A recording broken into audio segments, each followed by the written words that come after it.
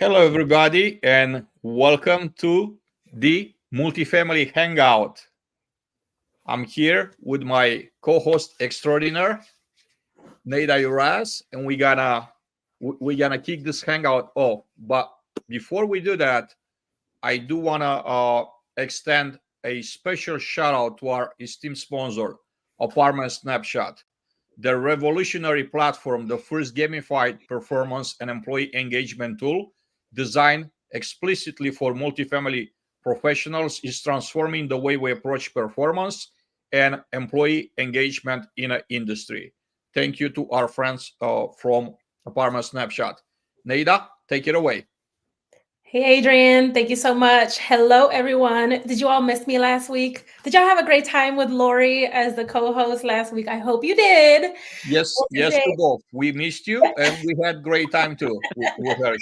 She was a great guest host. awesome, awesome. Love to hear it. Love to hear it.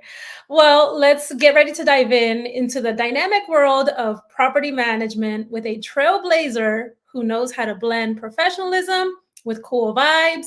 Today, we're hanging out with the incredible Tony Harris, a property management powerhouse, leadership guru, and an all around cool cat from Baltimore. In this episode, we're unwrapping Tony's journey from the front lines of leasing to dominating the C suite. But hold on to your hats because Tony isn't just a VP of property management, she's a multifaceted force, a founder, CEO, instructor, and a true advocate for shaking up the status quo. Expect laughs, insights, and maybe a surprise or two as we uncover the secrets behind Tony's success in this cool, fun, and professionally epic episode. Let's get this hangout started, you guys. Hey, Tony, welcome. Hello. Hi, how's it going? Going great, going great. Happy to Wonderful. have you here to join us and hanging out with Happy us. to be here. Happy to be here. So, tell us about your career story and how you landed a career in property management. Absolutely. Well, first of all, it looks like I am now going to don another title called Cool Cat. I've been called a lot of things throughout my career, but that's one that I'll proudly wear. So thank you for that. All right. I know you hear it all the time how most of us just fell into this industry. Nobody wakes up saying, "Hey, today will be a great day to be a leasing specialist. I think I'll go do that." Well, that's my story as well. Career of chance and not choice for me. I am an 11-year Army vet. I went into the military at the tender age of 17. I actually got wavered into the military, but I went into the military when I was a junior in high school. And after around about the 10th year or so, saw an opportunity, or someone saw an opportunity in me and asked, "Hey, are you interested in going to do some recertifications for a senior housing project?" I was like, "What is that?" I had no idea. They were like, "I don't know." I said, "All right, let's do this. Let's make it work."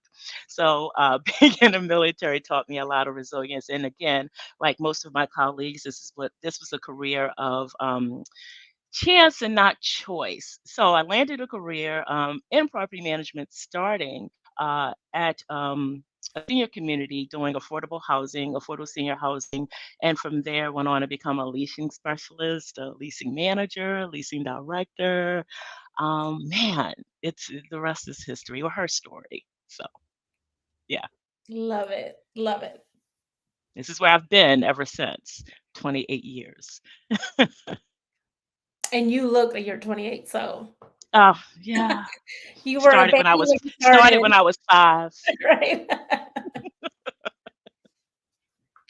Yes, it's definitely been an amazing journey, and in pretty much all the roles that you can think of on site, with the exception of turning a wrench, being a maintenance professional. But I have a little bit of, knowledge about that as well. But absolutely, just an amazing journey. Tony, I want to start with my first question, and the Yeah. question is, uh, what are the most valuable lessons that you learned along the way in your longest team career? Yeah, there have been so many valuable lessons. One thing that stands out to me is that when I really learned to become customer centric. The lessons that I've learned about, paying it forward, giving back to the community, and focusing more on the customer versus self. Taking the selfishness out of it has been the most valuable. And just developing that customer centric sort of philosophy has definitely built up a lot of resilience. Lots of my character is intertwined in that, and it really is at its core the platform of my leadership. So, customer centric, not only our external customer base, but our internal customer base as well. Hmm.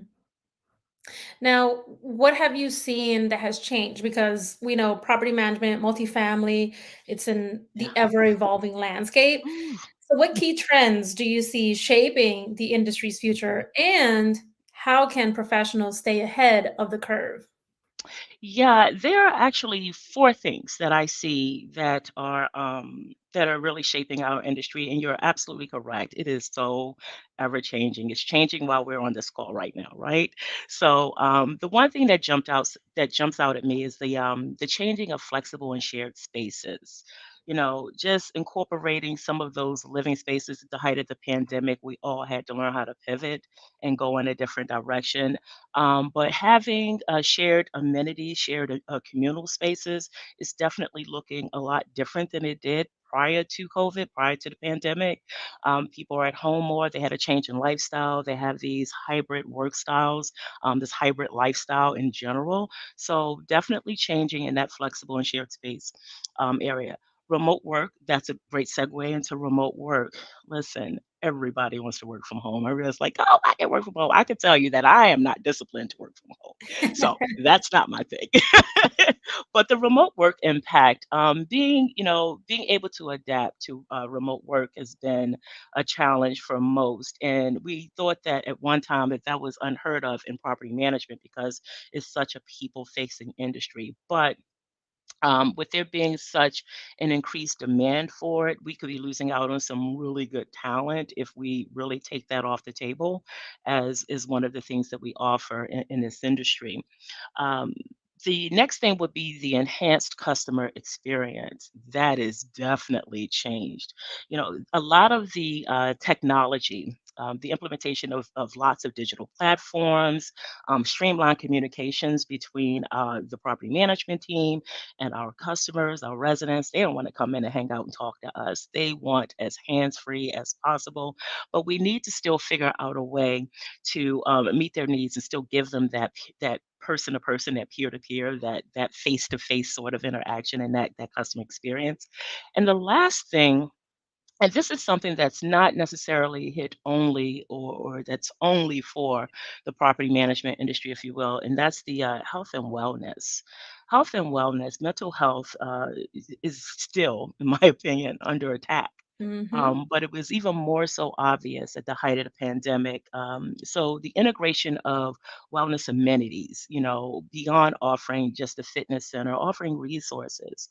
Someone asked me, why would I offer grief counseling to a younger community if it's not like a senior community?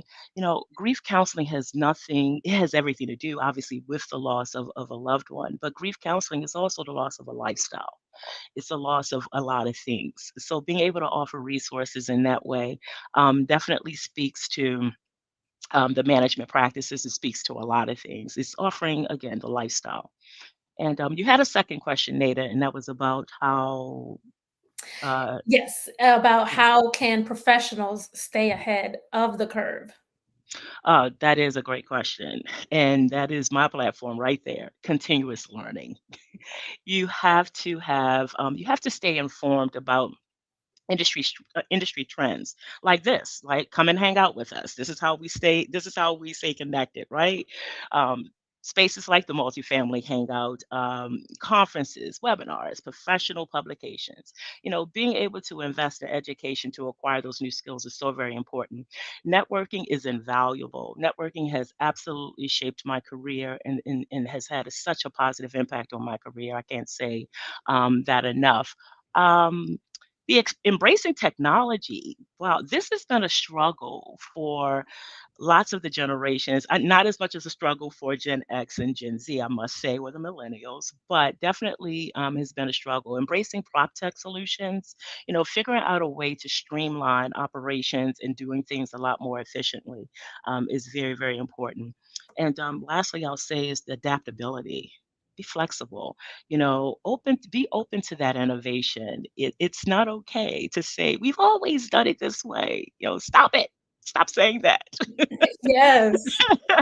But have the ability to pivot, be able to pivot and adjust your strategies just based on whatever trends are emerging.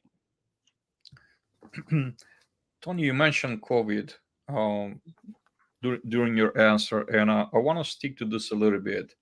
Um, Definitely a terrible thing that happened to society, but in some ways, COVID has accelerated the uh, embrace of technology, our our industry catching up with what's happening in the world in general. Because Yeah. just to be honest here, we're always kind of like running behind, Yeah. playing this True. catch up thing. But Yeah. COVID has forced us as an industry to embrace technology a Mhm. lot more and to use it and to leverage it, right? Since the in-person interaction was just not there, was not an option. Now, Right. what's happening post COVID, this is just an observation, and I like your take on it, right? Is that we have been flooded with so much technology, and companies are in a situation where they started like saying, we're doing technology, Hmm. we're implementing all this technology, and now are at a point where it's just such an overwhelming amount of technology. About 3 4 weeks ago, I was a part of optech. I was at a Oh yeah. conference, and someone was saying, there was a panel, someone was saying, okay, there are companies out there that require their leasing agents to be proficient in 48 different pieces of software. And Wow. somebody else said, okay, 48 is really not that bad of a number. I heard 63. Oh Mm. gosh. And Wow. and let's put this a little bit in perspective, right? The perspective is, you hire an entry level employee because, leasing Hmm. agent is an entry level, and you really expect them to be proficient in 63 software, different softwares. The reality is probably they never going to get even close to be Yeah. proficient Yeah. in most of them. Yeah. And by the time, you and if you push this right, you're gonna push them towards the back door because should I just like learn 63 pieces of software to be a leasing agent, or maybe I could go somewhere else where Yeah. I work and I could make probably the same money and not having to have a headache. It's not that it's. I think there is such a thing as like excessive. I won't call it learning because it's not learning, but Hmm. we punish people by technology. We're at a point where instead like helping them, we're punishing them with technology. So Yep. I like to get your take on this. I couldn't agree with you more, and what a great way to lay that out, Adrian. I think it's really sad that we are. I think it's always sad when we are afraid of technology. I don't like that aspect of it because do need to embrace it. I'm a huge advocate for embracing technology. I'm more of an advocate for workflow automation. I'm more of an advocate for streamlining processes that will allow us the time and the space to get back to giving our customers the service that they so deserve. When I step in a room, I need you to experience me. I don't want you to experience my laptop. I don't want you to experience the iPad that I'm using to make those connections. It's interesting, but there's one thing that we all can agree on. We can all agree that technology plays a crucial role in enhancing a property's performance, right? We can all agree on that. So that's where we all have the commonality. I definitely differ with, hey, I need you to learn all this software because if you're more focused on learning the bolts and the nuts and all of those things of the software, you're moving further and further away from that experience, and that is the experience is what drives repeated business, not what latest technology you use. I get that our customers want things, they want it quick, they want it fast, they want it all of those things. They want, I just want to pay my rent and be left alone. I totally get that. But why can't we have the best of both worlds? Why can't we have a good sprinkle, if you will, of technology, but still remain true to who we are? And that's people, we're humans first. So I'm all for technology. I'm all for workflow automation. Some of the smart building solutions I absolutely do love. I'm a fan of keyless locks, for instance. I'm that one who keeps losing keys. So that's me. Or get locked. I get locked out of the house a lot. So smart building solutions is definitely there. There is one piece of technology that resonates with me that I find uh, very good, very very effective, very efficient. If I see this taking off in the next, even more so in the next 2 years, it's going to be wonderful. And that's where we utilize predictive maintenance tools to already assess what the issue is and how we can avoid repeated issues and things like that. I think that absolutely will help us to move our maintenance teams more towards a customer experience sort of philosophy. We just got to stop putting technology in front of the customer and shoving it down their throat so far that we forget about them. So that's my take on it. You just prompted another question regarding technology. I'm super passionate about technology as you are. Yeah. Before I get to the question, though, I do want to acknowledge those of you out there that are joining us today, right? Our audience, and we want to thank you for being here and hanging out with us. I would like to ask you to type your name and your location. Where are you currently located in the comment in a comment box, and also please send us some questions for Tony. Yeah. So back to the question now, technology, and I can speak for maintenance related technology mainly because that's my background, uh, Uh-huh. where my background has been for 20 years.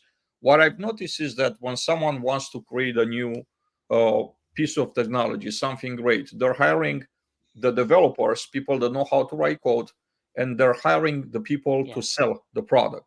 Yeah. Now, the problem with that is that the end user is nowhere represented in this picture, right? So they're designing a product, trying to guess what the user experience will be.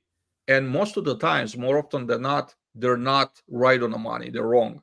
So this Right. product ends up being sold, at the executive level, vice Yep. president, CEO of the company, president, and gets pushed back to the site to the end user, and they're being told, okay, this is a great tool, you're going to use it.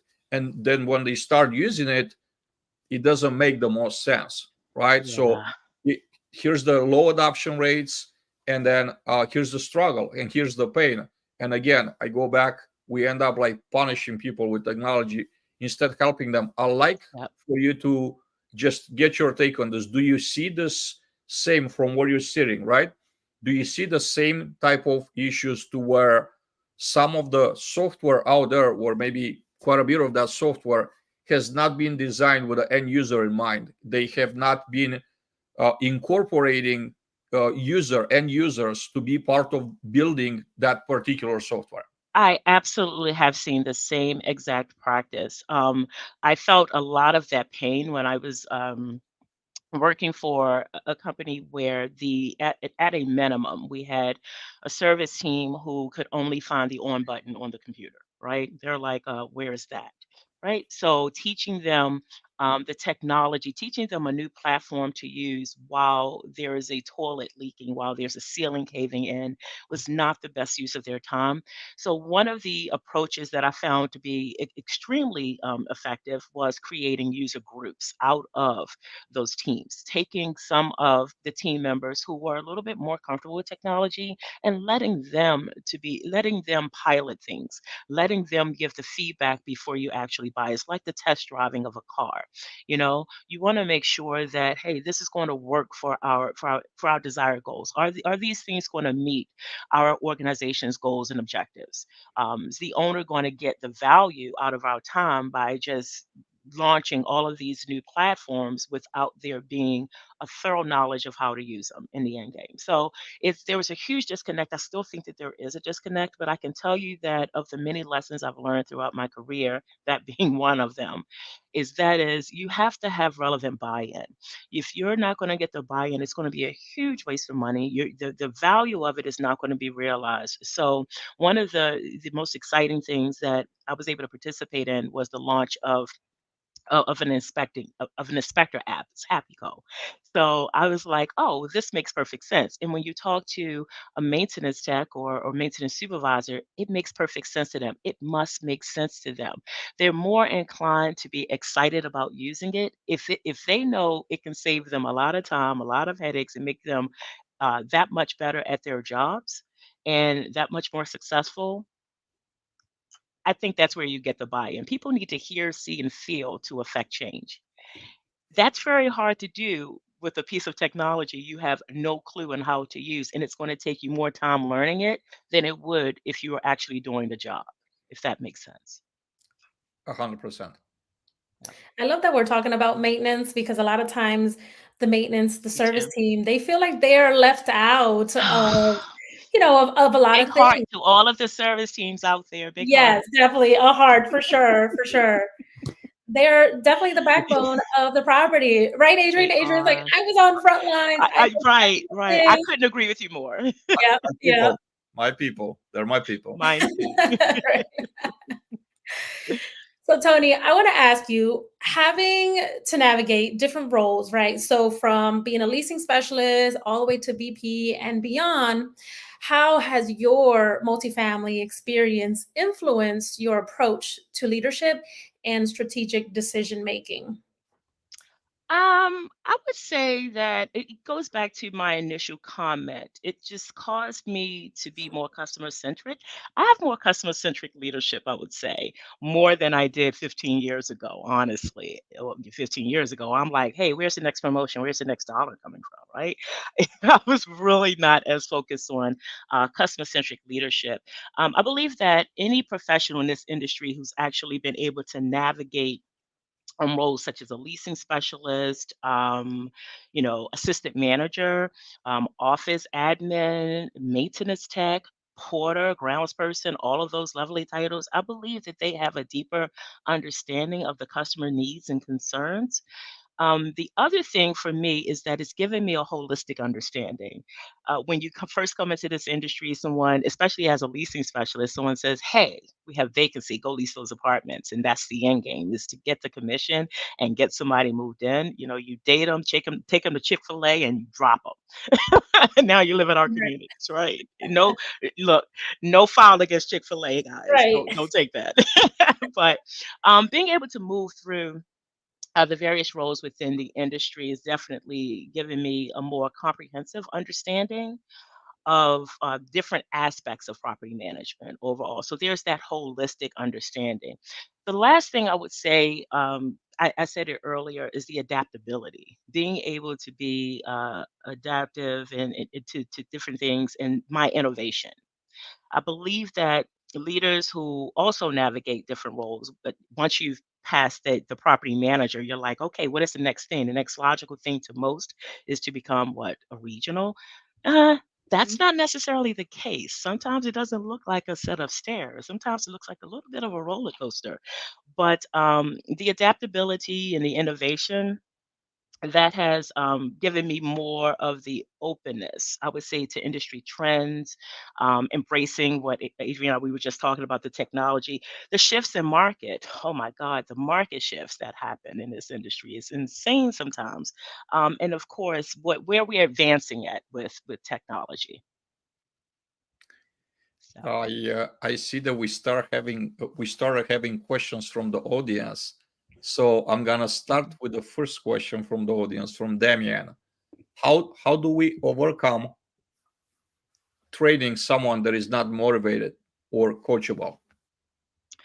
uh, that is a great question.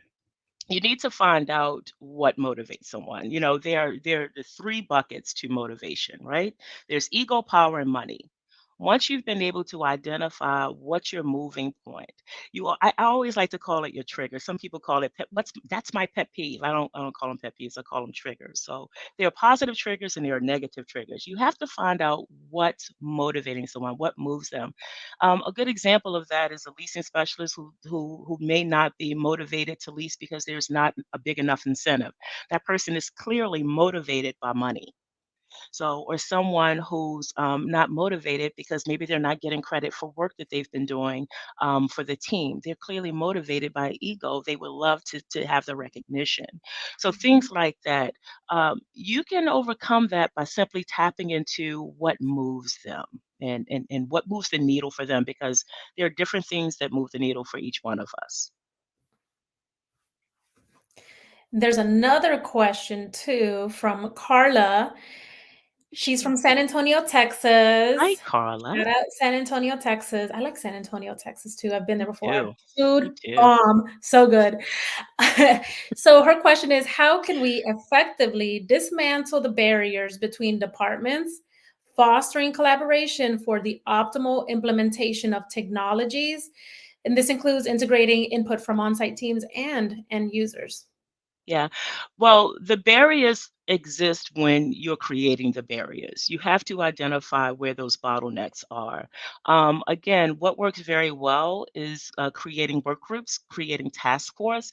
Work groups mean that you will pull someone from each and every last department, not just only focusing on, hey, the IT department, they came up with something new and great to use, and then they just roll it out and everybody has to buy in. The buy-in needs to come from across all departments. So if you pull in a leasing specialist to see how it's going to be impactful to their performance and how it's going to align with their goals, you have to have alignment. If you don't have alignment, none of this is going to work. But the way that you effectively dismantle barriers is not make them exist, remove them. If there are bottlenecks, you find out where they are and you get it out of there. But collaboration is key for anything to be rolled out effectively. Tony, I'd like to go back to how COVID has impacted our industry. And Mm, I want to be specific to people, right? mhm. During the lockdown times, most of us ended up being at home, spending more time with our loved ones. And we actually discovered that we like that. We like to be home with the families more. We like to enjoy Some of us, you only speak okay. Tony said, not me. not not not excessively, because Right, that part. I actually have stories of individuals that are close to me. They ended up like Mhm, spending way too much time at mhm. home, and they literally were about to get a divorce because of that. Yeah, Because it's something totally new, spending it's 2-3 new. hours a day to Mhm, spending Mhm. 20 mhm. something hours a day together. Yeah, you've been together maybe for like 10-15 years. Yeah, It's yeah, not that easy to I'm to out of here. right. have that type of change.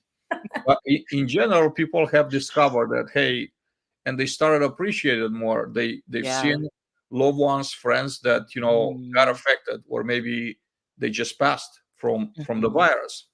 And when you're in a situation like that, you put things into perspective, and you start valuing different things a different way.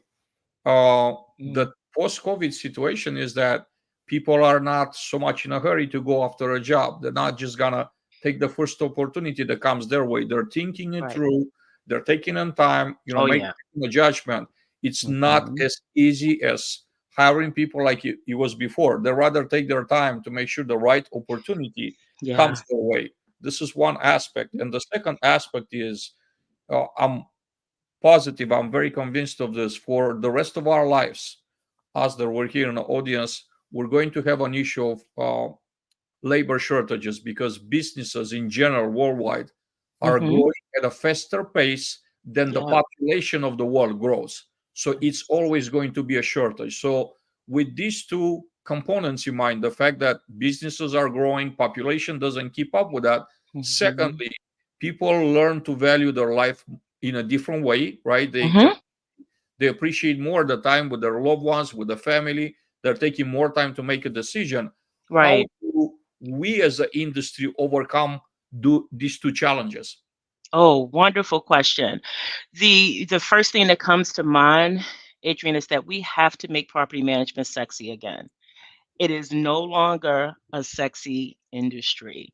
We love things that are attractive, that are sexy. We're drawn to it, right? So today's talent, they're looking for something new and exciting. Hey, I haven't run across anybody, I've not met not one person who will say, hey, sign me up for burnout, sign me up for being yelled at by residents, or sign me up for long hours. I don't know anybody like that. So we have to make this an industry of choice.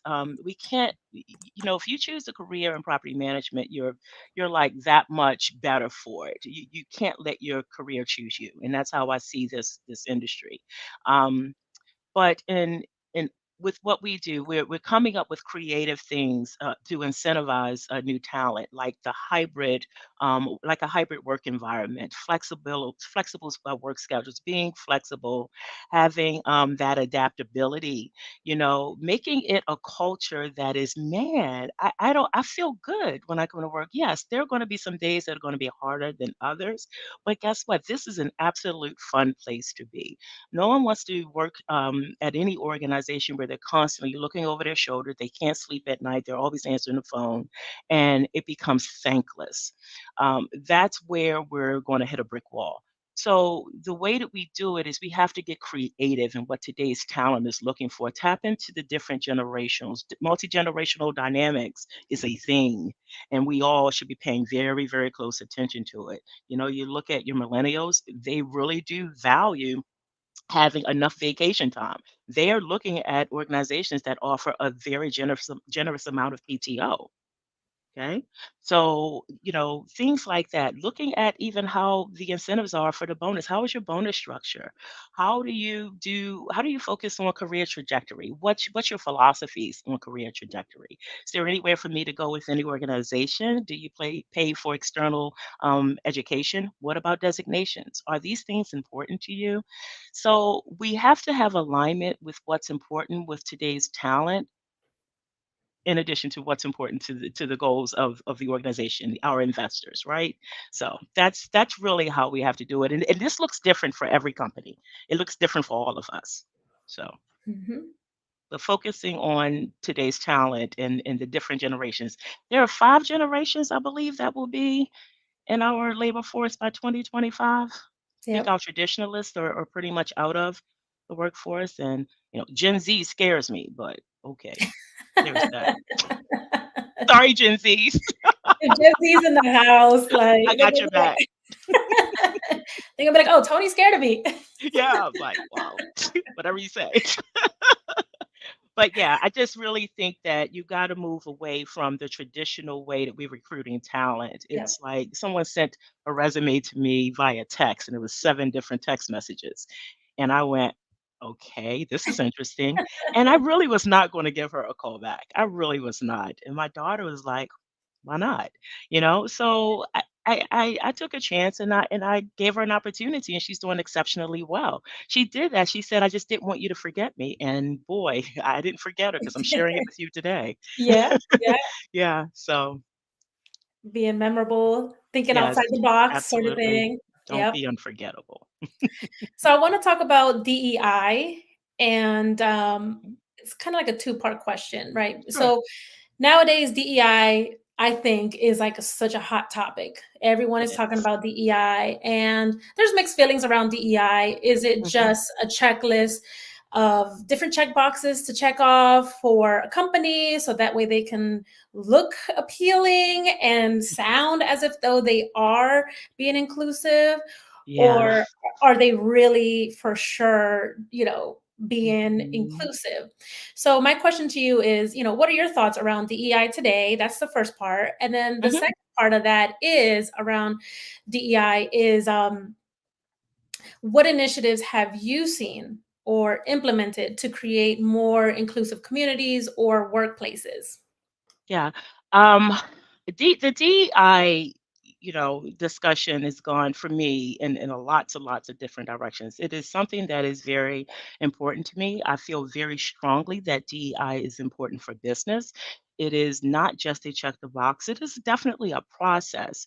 And it's a process of taking a look inward before you go outward. And that is the part that a lot of organizations tend to miss, right? So we kind of think that okay, and Nada, you said it beautifully.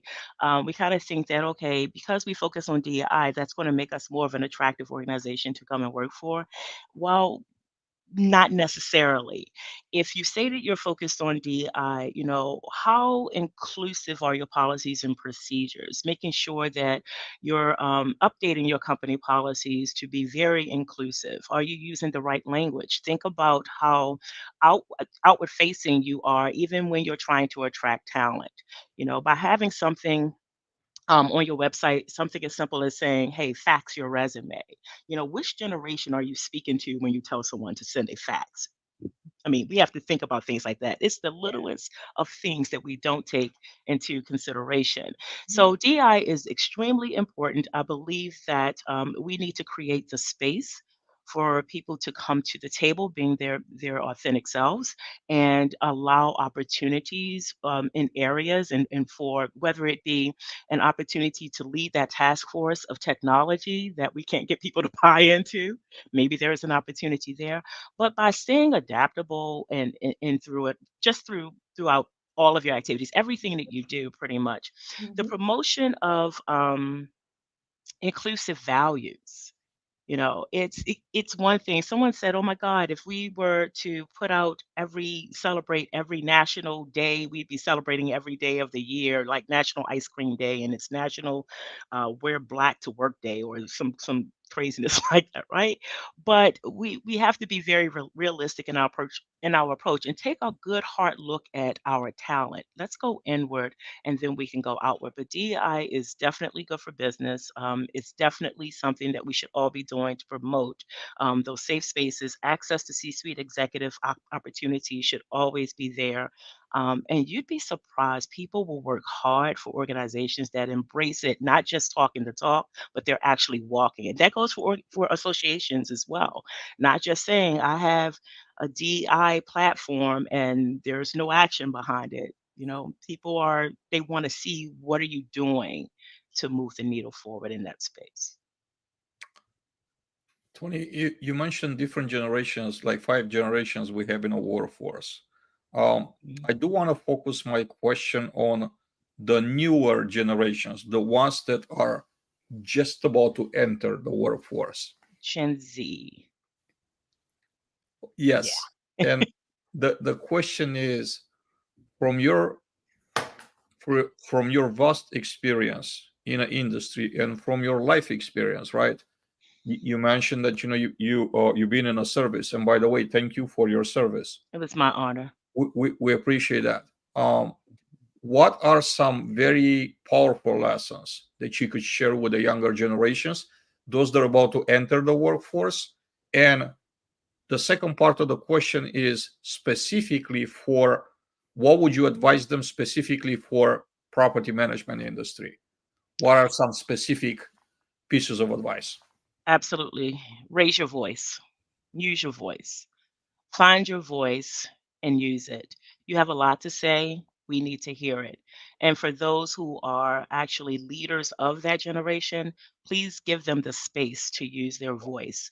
Not creating a space for ideas and opinions about how business is going and what our customers are looking for is not going to end well for business and especially in this industry because we could have there are so many things that they're in touch with. Gen Z is our society generation. That's they believe in um things that are going to help society, that's going to be good for mankind overall, right? So the feedback that they're getting from our customers is extremely invaluable to any organization's goals and objectives.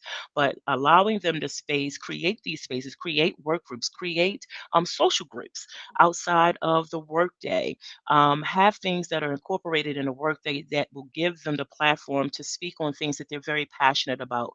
Don't stifle their passion. By stifling passion, you're leaving a lot of dollars on the table. I love the ideas, and I love having idea factories. Have an idea factory once a week. Call it Idea Friday or Fantastic Friday. You just bring it all to the table. There's a no judgment zone here. But by putting up barriers of judgment, and you can't do that, and you can't do this, and all the rules and the regulations, oh my God, we create a world of can'ts and no's and won'ts. We got to stop that, because those are the barriers that they're going to go running for the hills. They're going to start with your company. They're going to see all your policies and say, well, I can't do this, or I can't do that. Nah, you can't do that.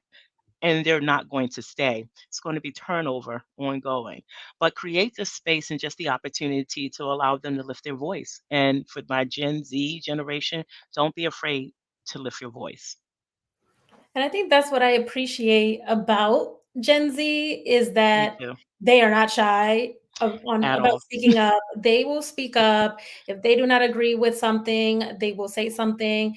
And Yeah. one thing that they are doing is they're job hopping to Yes. find that right fit, which for the boomers and even Yeah. before millennials, even a bit Hmm. like millennials and before, those generations kind of look at a job hopper in a negative way, but Gen Zers are changing that Yes, where they it's are. normalizing being a job hopper, which nowadays is Hmm. like, okay, you're job hopping. I'm looking for the right fit, the culture fit, Hmm. or better money. Hmm.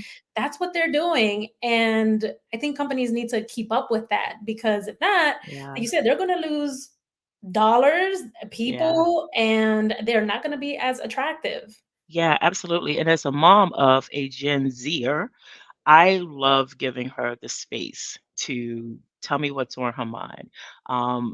Many days, my daughter, it's funny, my 27-year-old told me one time I take up a lot of space. So I was like, what does that mean? I could actually use this in a classroom. Tell me what are you thinking? Right? Bobby, you take up a lot of space.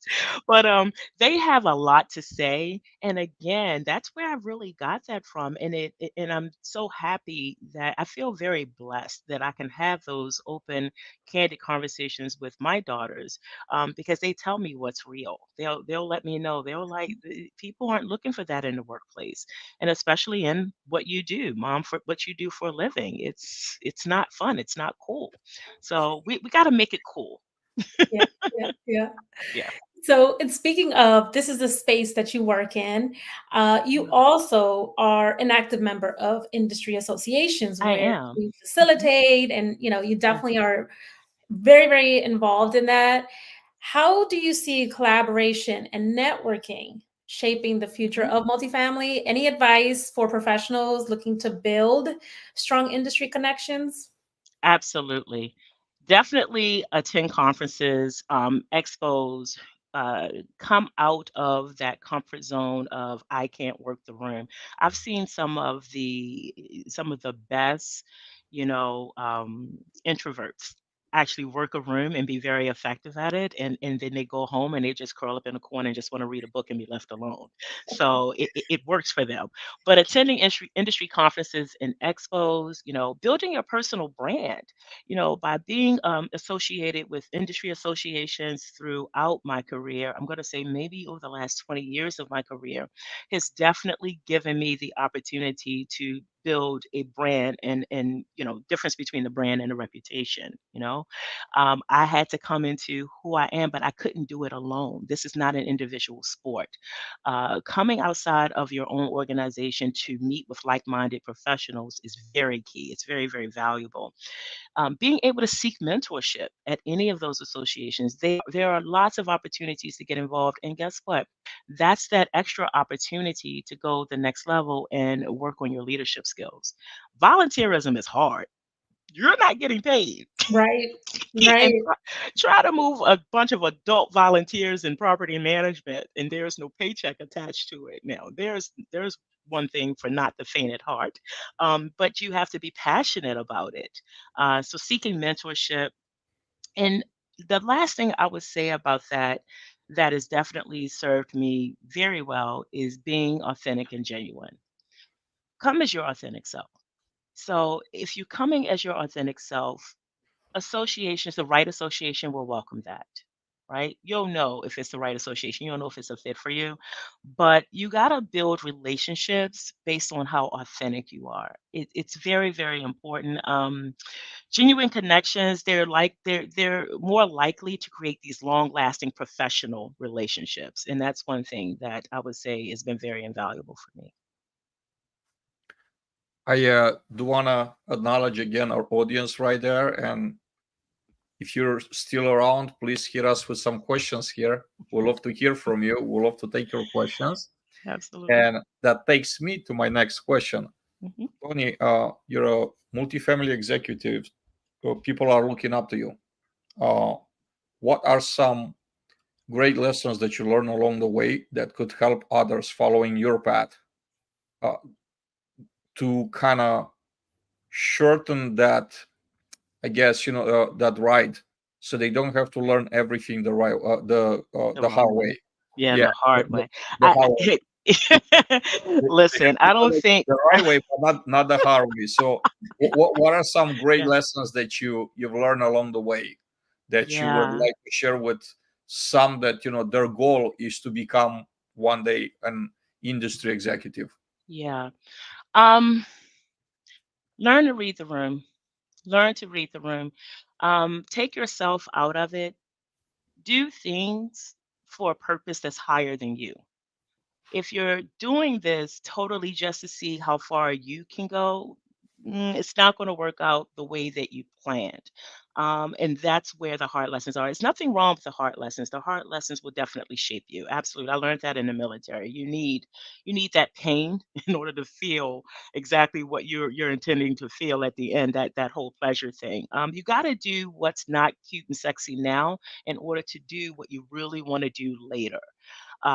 Reading the room basically means that you can't just push people to the end. You can't look for you in other people. You may be one who love to stay until 7, 8 o'clock at night, just getting it done, getting it done. You can't get angry at your peer because they have a family to go home to, and that's not what they're going to do. So that's not going to foster good work relationships. And the other thing is that, celebrate the small victories. I don't care how small it is. It doesn't have to be, "Oh my god, we killed NOI by $100 million." It doesn't have to be as big as that. Sometimes it could be, guess what? We left a customer better than how we met them when they came in the office. Leave people better than how you met. Change their lives just with the simplest of the smallest of victories. I opened the door for you and you said thank you. Okay, let's celebrate that, right? But it's the smallest things, and just don't look for, again, just don't look for you and everybody. Yep. Authentic leadership. Yep. Yeah. So, so true.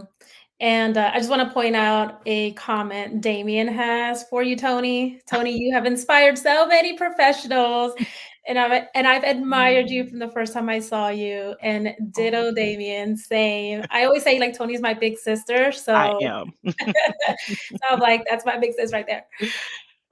So Tony, we talked earlier about how things are changing, right? Things Uh-huh. have changed a lot within the last few years. And my question to you is, well, first I want to point out it's a gig economy nowadays. People are working contracts, they Yeah. are, working just different ways. People are no longer that W-2 employee is Mhm. slowly becoming unappealing to Mhm. people. People want to contract work. I can work for you for 6 months. I can work for a year with you and then kind of Mhm. move on from there. And I'm a 1099 employee and I'm totally okay with that. So Mhm. things are changing, right, in the work landscape. And being in property management, how do you think gig workers can fit into the mold of multifamily? They absolutely can. Multifamily is the best way to entrepreneurship. We all know that. There are so many facets to multifamily that will put us on the path of entrepreneurship. One of the things I just posted on my LinkedIn is that when you can't find a clear path, you need to create it. I find that bringing your passion, that goes back to how authentic you are and how genuine you are. You can take something that you're extremely passionate about and that you need to wake up the next day doing. That's how you know it's your passion. You can't exist without this one thing in your life, and you can incorporate that into multifamily. So you can actually carve that out. For me, it was education. I did not have things like the multifamily hangout to go to, and I didn't have the space when I started off in this industry. And I had some very tough things that were said about me, that was done that were done to me that I never thought that I would recover from. But it wasn't until I really saw what really drove me. What was that one thing that I just had to do? And I couldn't exist if I didn't do it, or I would crumble. I would be so sad. And it was education. It was teaching. It was stepping into a classroom. Anything that I've learned, I just wanted to pour it out. So that gig worker, there's a space for you here. You don't have to say, "Hey, listen, I want to do my own thing." Well, you can carve your own path in multifamily because there are some investors who are actually looking for someone who is, maybe you're just on a short term. Maybe this is something that you're not looking to do 5 years down the road, but you can give that level of commitment. And I know it's scary when you hear things like that, but it's absolutely not, because taking someone's passion and incorporating it and aligning it to a company's goals and objectives is a beautiful thing. I just think Mhm. there's so much value there. Yeah, I agree, and I'm part of the gig economy myself, where I think that companies should actually embrace it. My There are gosh. people nowadays with side hustles, like maybe I work my 9 to 5, but on the side, I'm a photographer. So I give the idea, if you have an employee, a team member who Tap has into it. that, use them for Yeah. events. You don't have to pay an outside Mhm. photographer thousands of dollars. You might get a good deal. You still Yeah. want to pay them, of course, accordingly, but Mhm. this person works with you. And I think that's also how you retain your employees, because then they feel like, okay, I can work with you and I can also have my side hustle. Both bring me joy, both bring me money, and Yeah. I'm happy to do both. So Yeah. I think companies need to embrace that a little bit more, instead of seeing it as, oh, it's competition, It's or not a threat. leave us for No. that. And I can tell you, Nada, that's where I am now in my career. I am not only founder CEO of KT Professional Development, I am also vice president of property management for an investment firm of both multifamily and single family rentals, right? So get I the this bag, Tony, get yeah. the So bag. I I swear I'm working. I swear I'm working. You work, you have a I job, work. we know that. I work. Um, but the beauty of these of the investors that I work for now is that they understand who Tony Harris is. They understand my journey, and it's something that they were looking for. They were like, "That's the passion that we need at the table, because that's only going to make us that much better for it." And they give me the space. They're like, "Oh my God, everything you do is so valuable to us and what it is that we do." And there's an understanding. So them creating a space for me allows me to go harder for them, because they're doing that. And I'm that much more motivated to do Yep, an excellent job for them because they do give me the space. love it. Yeah. Tony, we have a question from Johnny Delgado. As someone Hi, who Johnny. has As someone who has over 2 decades in a multifamily space, it's hard to get surprised anymore. Yet, I still experience the lack of buy in from the on site leaders when it comes to the organization's goals. Question is, what are some creative ways to get maintenance and community leaders to understand and trust an organization's vision? You have to show and not tell. You can put your vision, your mission statement, all of those core philosophies. You can put it in paper. You can put it on a little pocket wallet card and make them remember it like we did in the military, our 7 general orders. You can do all of those things. You can push them to commit it to memory, right? But if you're not walking it and doing it every day, if you're not living it, you're not going to get the buy-in.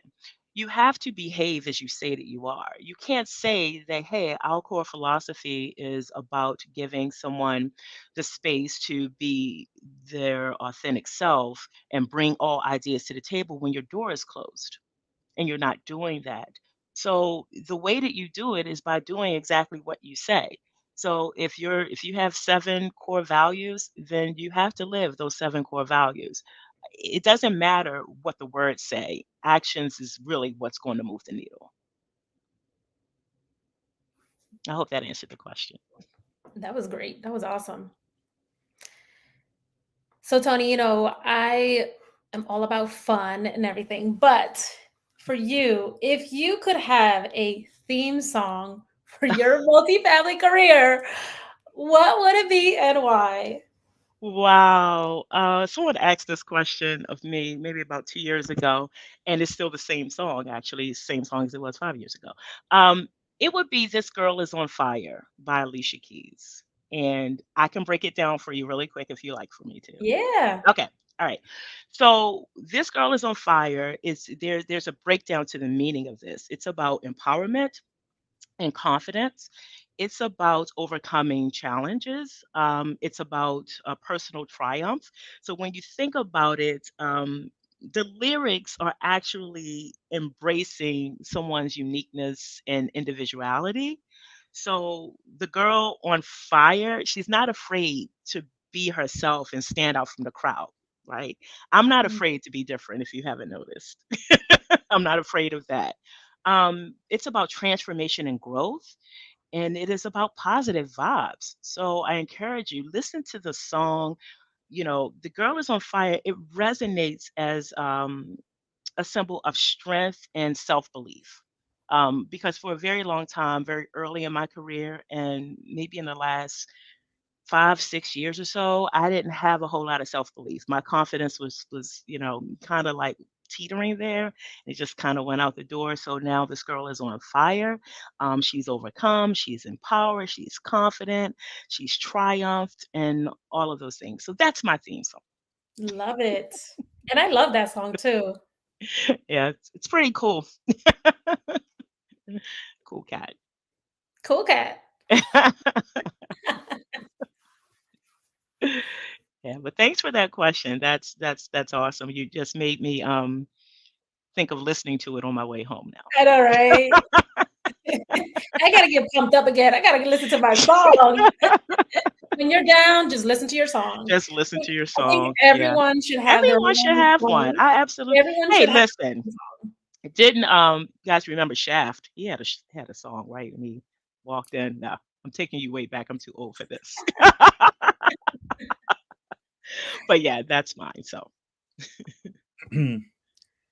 Teams that don't train don't win. Someone that's way smarter than I am said. He was a guest on one of my other shows, I love that. and he stuck with Love me. that. I love What we're, that. what we're seeing in a current environment is that a lot of learning and development Hmm. professionals are being laid off. So Yeah. companies are actually laying off the people that train, and they're teaching their employees to be Yep. better. Yep. They're helping them perform better. Hmm. So it's honestly it's a backward situation. Um, Yeah. yeah. So how Hmm. do we expect to win with individuals with teams that are less trained than they were before, or they get no training now because we can't afford. We just laid off our training person. So I like your take on this, Tony, and also I Yeah. like for you to just kind of open that window forward to the future and Hmm. share with us how do you see training in the year of 2024? How do you envision Hmm. training for multifamily? What would be your ideal type of training? What it would look like for training? Absolutely. Great question. I felt the pain of that as well, even though I didn't help. I was not was not in a seat of being like the corporate trainer or corporate marketing director, if you will. I think that those roles are extremely valuable, and it's kind of bittersweet that we have investors who think that we could just roll that role up into the role of a VP of property management or VP of operations, and it is bittersweet because there's not a keen or laser focus on what's needed, and that's people, right? So that people aspect of it is not going to go away. I feel very strongly that my success as an instructor is because I'm still an operator, and I've been an operator my entire career. I can teach everything that I do. Right. So I think that that's where that tends to sometimes be the anomaly. And sometimes it tends to be vice versa, where there are more trainers than they have been the actual operator. So we have to embrace the best of both worlds. The way that I see training going in 2024 is not more training, it's more professional development. I am not coming to your organization to teach you how to use your property management software. That is for your internal training partner to be able to do. I think that once we begin focusing on those soft skills that are absolutely missing from when we have these generations graduating high school that's not understanding effective communication, effective time management, managing their bank book, looking at numbers. We don't even teach penmanship in school anymore. So things of that nature are very noticeable when they're coming to us. It's very noticeable. So the way that I see 2024 is a need for our training professionals. We need you to teach those soft skills. Focus a lot more there. Embrace the technology because yes, you're going to have to teach the technology. We got to move away from thinking that hey, we'll just give you the keys and you can go jump into the deep end of the pool. Yeah, it can be done, but do you want mediocre? I don't think so. So we have to go back to focusing on the quality, and the quality is because, yeah, when you know better, you're going to move different. Your decision making is going to be different. There's a lot of value to having someone know what to do when they're losing 3 residents a day, just as an example. That's a lot of money that's walking out the door. And do you really want to take the chance on someone not knowing the right thing to do? Yeah, we live in a very litigious society, and I could see all the lawsuits coming out of that if someone is not having the right conversations with customers and things of that nature. So there's a huge need for professional development, and I hope we embrace it. I'm looking forward to doing it. I'm looking forward to doing that in 2024. And you are definitely the one to do it, Tony. We're gonna do this. We are going to do this. We're making property management sexy again. There we go. There we go. And that is hashtag Tony Harris right there. Yes, it's definitely a needed role at all Yes. organizations across the board. Yeah. So you've had an extensive career. Tell us about your most fun, your memorable, your favorite memory that you've had throughout your career, within your career. I learned it was when I developed my love of maintenance, and I developed a little fondness of the maintenance role. I had just become a property manager at an 800 unit community in Reisterstown, and the team just really they weren't vibing, they weren't getting along. There was that infamous line in the sand between the office and maintenance, and there was a lot of resistance with new policies and the way that we were doing things. And I just came up with an idea. I said, hey, let's do a transformation day or turnaround day. And I realized, like, what is that? I said, let's bring maintenance in the office and let the office go out and run tickets. And everybody freaked out. They were like, oh, we don't want to do that. I was like, no, we'll make it fun. We made it, turned it into a team event. And we did it, middle of October. Weather was amazing. And the team actually thought that I would just delegate the workout, but I indeed was a player. I went out and I ran tickets. And it's where I learned how to run a K50. I learned how to change a garbage disposal, and I just couldn't get enough of it. I took a course after that called Maintenance for Property Managers. And interestingly enough, the one of the maintenance techs who he was so excited to put on a shirt and tie and come in the office and answer the phone, he left maintenance and went on to become a leasing specialist. He's a property manager now. So I found that to be a very interesting event. It was fun, it was exciting, but it was a turning point for me because that's where I learned you have to respect all roles in order to foster a team of collaboration. Once again, there's no one better than a team, no one higher than a team, but it built a huge team environment. After that, we all went out, had happy hour, we laughed at the things that we saw, and we were that much more appreciative of each other's, roles at the organization, so it was fun. Awesome. Yeah. So we talked about leadership, not in a specific way, but you did mention, Tony, that you're also the person that does it, right? There's a lot of literature that's labeled leadership literature, and for the lack of a better word, right, it's a multi-billion-dollar industry, right? Mhm. For a lack of a better word, there's so much of it that's, I'm gonna use two letters, and the first is B, the second is S, and people fell for it. It gives people, I think, false hope.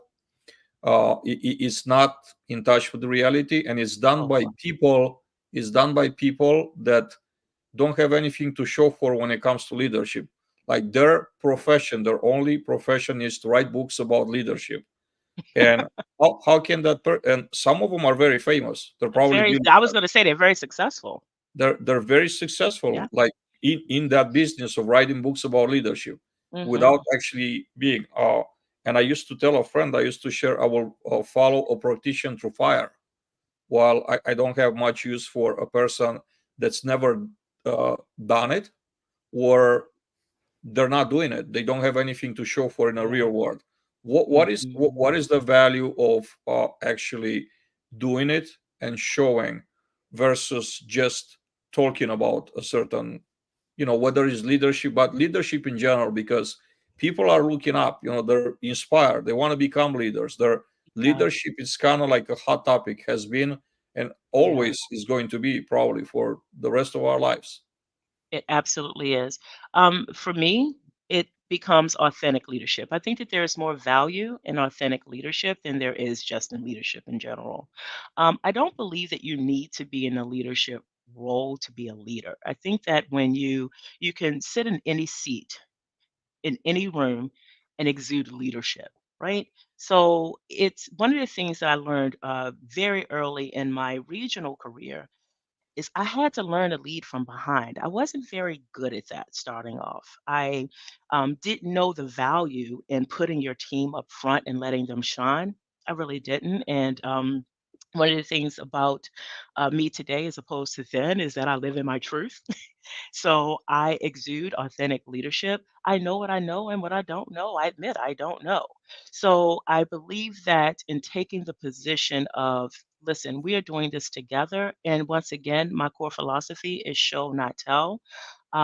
There are so many things that, um, so many opportunities that leaders could take and bring in their teams along if if they were just their authentic selves. If they showed that it's okay to make a mistake. I believe in fostering an environment of failing forward. You're going to make a mistake. We're not always going to get it right, but we're in this together. So I could write a book on that.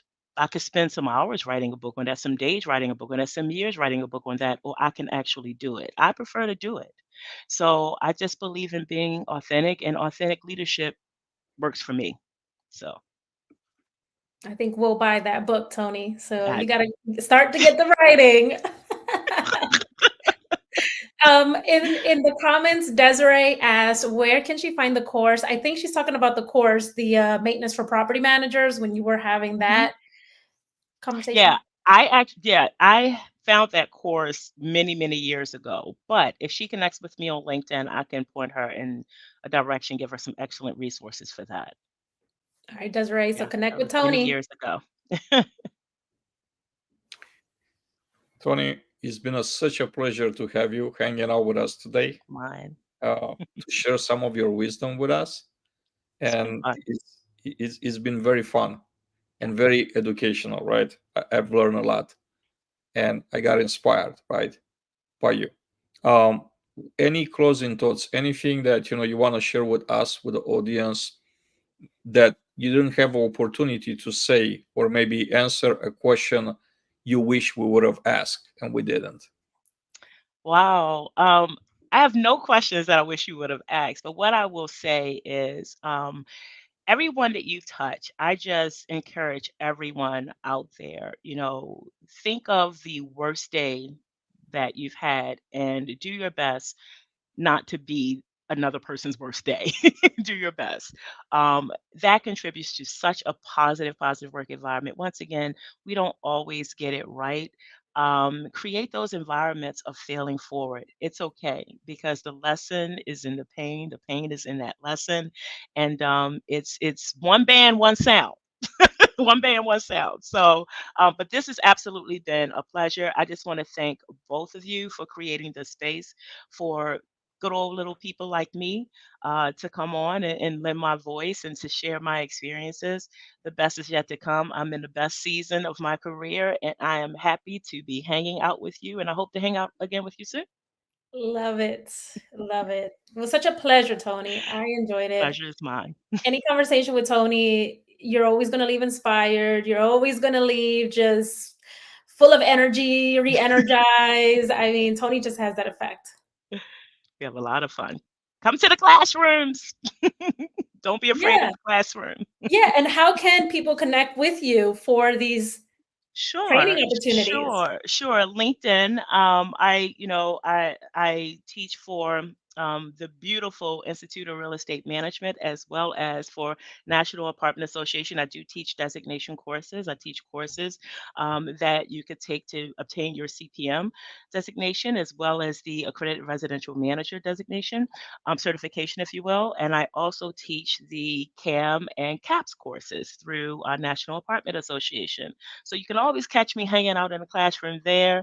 But feel free to check me out on LinkedIn. Let's connect. Let's have some good conversation, get good dialogue. I love the network. And I hope to see you at a conference soon, really, really soon. So there's that. Toni, thank you again for being Thank you part of both. our our platform today, joining us on a My pleasure.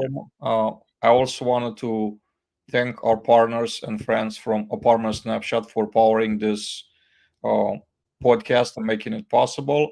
For everybody that hung out with us in our audience today, we thank you very much for your questions, for your comments, for just being here with us. I know it's hard to break away on a Thursday afternoon when something might be burning on your property out there, but you made time, and then you had someone calling 911 for you, so you could be here with us today. Thank you all very much, and we hope to see you back here next week. Nada, how about the next guest? How about Ooh. introducing our next guest? Yes, yes. Next week, you guys are in for a treat. She is another multifamily professional. She's in workforce development. Her name is Candace Manning, and Toni and I know her very close, very well. She has a wealth of knowledge. She also loves, breathes, eats, sleeps, everything training, and she has really done some really awesome things out here in the DC, Maryland, Virginia area. So I'm excited just so that everyone can just hear from Candace, learn from her too, and connect with her. So, and next week, that will be our last episode, you guys, for the year. After that, we're taking the 2-week break so that way we can allow everyone to enjoy their holidays with their families. I know it's traveling season, vacation season, and all that. So we'll be back in January after next week. Bye, everybody.